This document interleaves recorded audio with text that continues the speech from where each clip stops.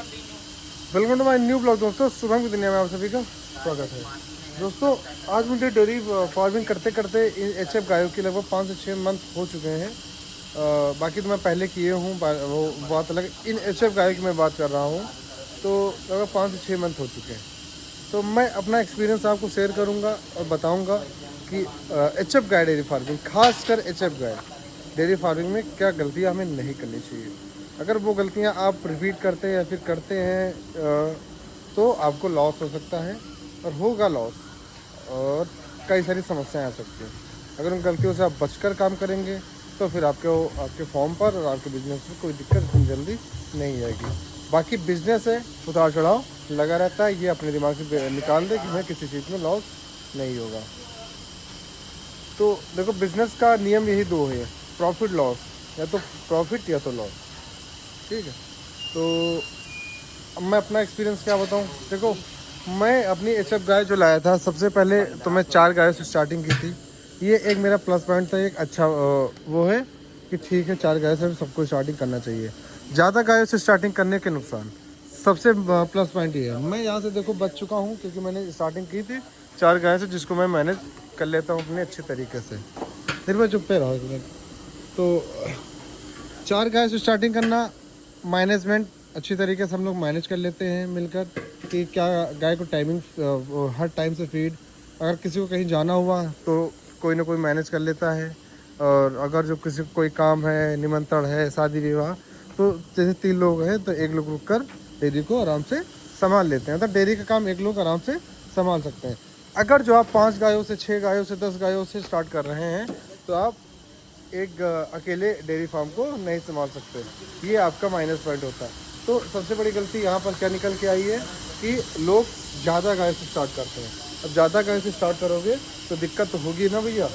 दिक्कत होगी तो फिर गाय को समस्या होगी। तो आपको हमेशा जो है रूटीन बाई रूटीन काम करना है और कम गायों से स्टार्ट करना है। सबसे बड़ा पॉइंट, सबसे ज़रूरी इंपॉर्टेंट, कि कम गाय, 3 से 4 गाय सफिशिएंट अपने फॉर्म पर रखें, वहाँ से डेयरी स्टार्ट करें। ज़्यादा से स्टार्ट करोगे नुकसान हो जाओगे। दूसरी बात, गाय परचेज़ करने में, देखो गाय परचेज़ करो, हमने क्या किया था कि हम अपने डेयरी फार्म पर गाय जो लेके आए थे, हाई मिल्किंग गाय लेकर आए थे। तो ये भी एक मेरा प्लस पॉइंट है।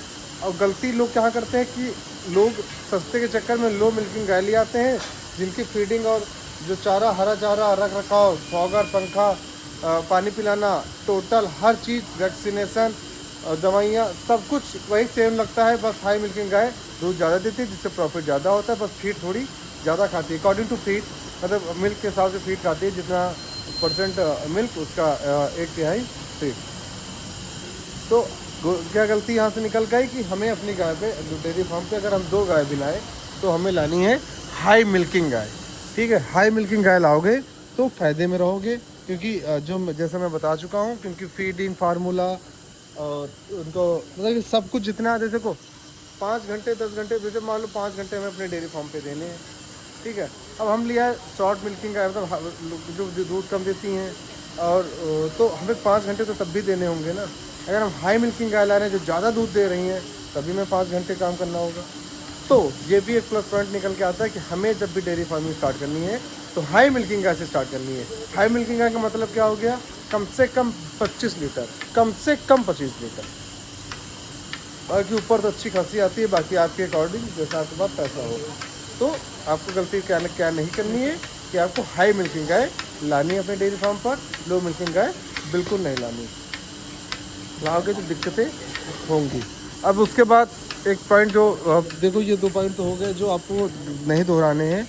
उसके बाद क्या करना है, उस उसके बाद क्या हमें करना है कि हम गाय डेयरी फार्मिंग स्टार्ट करने का बेस्ट सीजन क्या होता है। ठीक है, एच एफ गाय की मैं बात कर रहा हूँ, बाकी तो आप किसी से कर सकते हो। या मैट यार आगे खसकवा लो, मैट रोड पीछे खसक जाता, पता नहीं कैसे। सबसे पहले हमें मौसम कौन सा पिक करना है डेयरी फार्मिंग के लिए, एच एफ गाय के लिए। मैंने जो मौसम स्टार्ट किया था नवंबर था। ठीक है, तो आपको भी क्या करना है कि अगर आप एच एफ से डेयरी फार्मिंग कर रहे हैं तो आपको ठंड का सीज़न पिक करना है। कोशिश करनी है कि ऐसा जो गुनगुना ठंडा मौसम होता है, जैसे नवंबर, अक्टूबर तो मान लो गर्मी ठीक रहता है मौसम, अक्टूबर लास्ट में स्टार्ट कर सकते हो। बाकी नवंबर बेस्ट मंथ माना जाता है एचएफ डेयरी फार्मिंग स्टार्ट करने का। रीज़न क्या होता है इसके पीछे, इस पे जानो। देखो रीज़न क्या होता है कि आपकी जो गाय है एचएफ गाय, ये ठंड में रहती है, ठीक है, इसको गर्मी बहुत कम पसंद होती है। अगर जो आप सीधा गाय मान लो जहाँ ठंडी जगह रहती है वहाँ से सीधा अपने यहाँ लिया है भाई जून जुलाई में, तो सीधा वो हीट स्ट्रोक उनको लगेगा, और सीधा गर्मी में आकर ठंड से गर्मी में तुरंत आ जाएंगी ना, तो उनको बहुत बड़ी दिक्कत होगी, जिससे सर्वाइव कम कर पाएंगे, बीमारियां बहुत ज़्यादा आ जाएंगी, और जिसकी वजह से वो पहले ही अपनी डेयरी स्टार्ट करने से पहले ही गाय टूट जाएगी। टूटने का मतलब है कि वो खाना पीना कम कर देगी, और बीमारियां अगर स्टार्टिंग में आ जाएंगी तो दिक्कतें हो जाएंगी। तो ये गलती नहीं करनी है। हमें स्टार्ट कब करना है? नवंबर में, अक्टूबर नवंबर के मंथ में।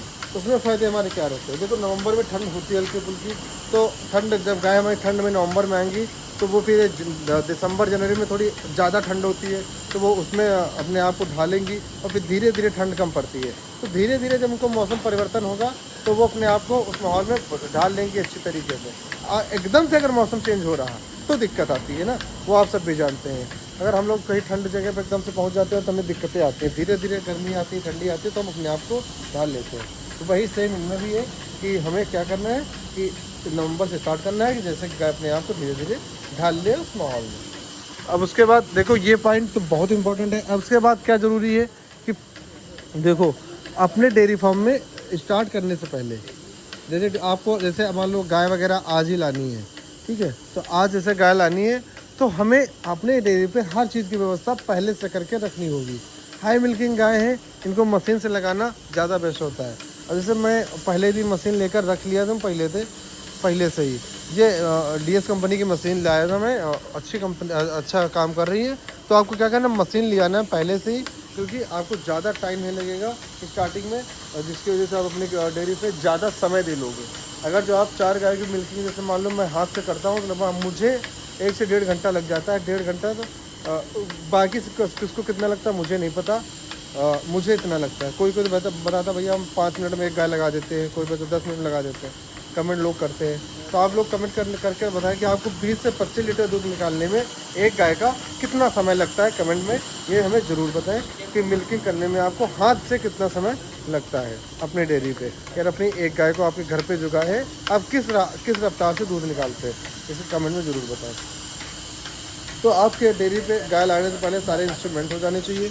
दूसरी बात कि आप जो अपनी गाय को फीडिंग दें, देखो पानी वगैरह की व्यवस्था सब करनी पड़ेगी। मशीन तो मैं बता रहा हूँ, टोटल पानी, गोबर कहाँ फेंकना है आपको, गाय को क्या चारा देना है, कौन सा हरा चारा अपने खेत में लगाएंगे, टोटल। वैसे मैं देखो नेपियर और साइलेज की व्यवस्था कर चुका हूँ, पानी लग चुका है, अभी कल परसों में पूरा खेत बराबर होगा, वो भी मैं आपको दिखाऊँगा सब कुछ।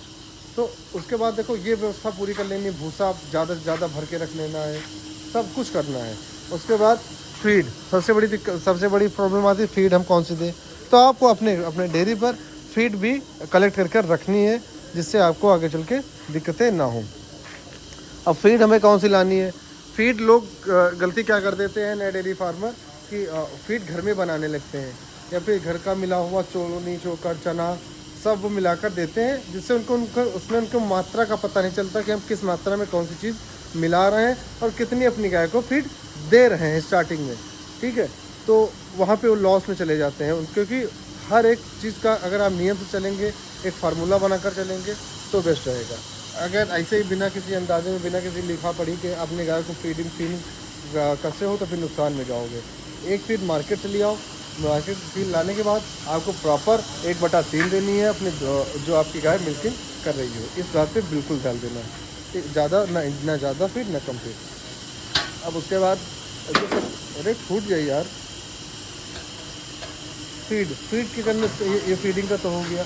आपको फीड मतलब एक रेडीमेड फीड लानी, तो फीड जो है मार्केट से रेडीमेड लिया नहीं पाए, फीड देनी स्टार्टिंग में घर से बनाने की कोशिश ना करें। क्योंकि घर पे फीड कब बनाई जाती है? जब आपके पास घर में खपत हो 1 महीने में लगभग वही लगभग 100-150 बोरी की। अगर इतनी फीड आपके घर में खपत है तो ठीक है, नहीं तो फिर आप रेडीमेड लेके अगर 30-25-30 बोरी की आ रही है, क्योंकि उसमें मार्जिन नहीं आता बनाने का, मैंने ट्राई कर चुका हूँ। तो ये सारी गलतियाँ अगर आप अपने फॉर्म पर नहीं दोहराएंगे, अगर इन गलतियों को देखकर मेरी वीडियो को इसे देख कर अगर आप डेयरी फार्म पे काम करेंगे तो नुकसान होने के चांस बहुत कम है।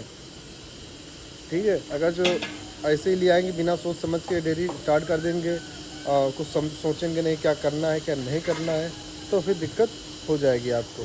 तो इन दिक्कतों से बचने के लिए प्रॉपर तरीके से डेयरी का एक प्लान बनाएं, कब क्या करना है, कौन सा सेटअप बनाएं। और हाँ, एक चीज़ और जो सबसे इम्पोर्टेंट बात है, शेड जो आप शेड बनवाएं वो गर्मी के हिसाब से बनवाएं, ना कि ठंडी के हिसाब से। गर्मी में शेड को अपने आप को ऊंचा रखें, शेड की हाइट कम से कम 15 से 17 फीट रखें। ये 15-17 ये कम से कम होता है। ठीक है, ये देखो ये 15 फीट पे है मेरा, उधर 15 इधर 14। तो ये शेड की हाइट भी दिमाग में ज़रूर रखें कि हमें अपने डेयरी फार्म की जो हमारा टीन सेट रखा हुआ है वो किस हाइट पर रखें। 15 से 17 फीट से कम नहीं होना चाहिए। तो ये सारी गलतियाँ हो गई अब अगर इनमें से आप किसी भी गलती को मिस करते हैं या फिर कोई भी गलती दोहराते हैं तो दिक्कत आएगी आपके पास। और दिक्कत आई अगर डेयरी फार्म में, तो स्टार्टिंग में दिक्कत आना सबसे बड़ा प्रॉब्लम होता है कि आप जैसे ही डेयरी स्टार्ट किए और उसी मंथ आपके सामने बड़ी प्रॉब्लम आ गई अपने डेयरी से संबंधित, तो दिक्कत पे दिक्कत आना चालू। मतलब कि शुरू होने से पहले ही अगर जो आपको लॉस के स्थान पे चल पड़ोगे तो दिक्कत होगी। तो इसीलिए कहता हूँ कि हर चीज़ को सोचो समझो, देखो परखो, तब डेयरी फार्मिंग स्टार्ट करो। तो आप सभी लोग कमेंट में ज़रूर बताएं कि डेयरी फार्मिंग के लिए सबसे बेस्ट गाय कौन सी होती है, जिससे डेयरी में ज़्यादा प्रॉफिट होता है। कमेंट का वेट कर रहा हूँ आपके, सभी लोग कमेंट करें और अपनी राय मुझे ज़रूर दें। और किस महीने में आप लोग डेयरी स्टार्ट किए थे और कौन सा महीना बेस्ट माना जाता है डेयरी फार्मिंग के लिए, आप लोग कमेंट करें। मैं कमेंट का वेट करूंगा, सबके कमेंट का रिप्लाई जल्द लूँगा। तो ठीक है, अब मेरी मिल्किंग भी हो चुकी है और ये गलतियाँ ज़रूर ध्यान रखना। बाय बाय, नमस्कार, मिलते हैं आपको नेक्स्ट ब्लॉग में इंटरेस्टिंग वीडियो के साथ। आपके कमेंट के अनुसार आप जैसा कमेंट करेंगे वैसी नेक्स्ट वीडियो मैं बिल्कुल बनाकर आप सभी को दूंगा। जो लोग नए जुड़े हैं वो लोग क्या जानना चाहते हैं वो भी कमेंट में ज़रूर बताएं, मैं वीडियो ब्लॉग वैसे ज़रूर बनाऊँगा। Bye bye.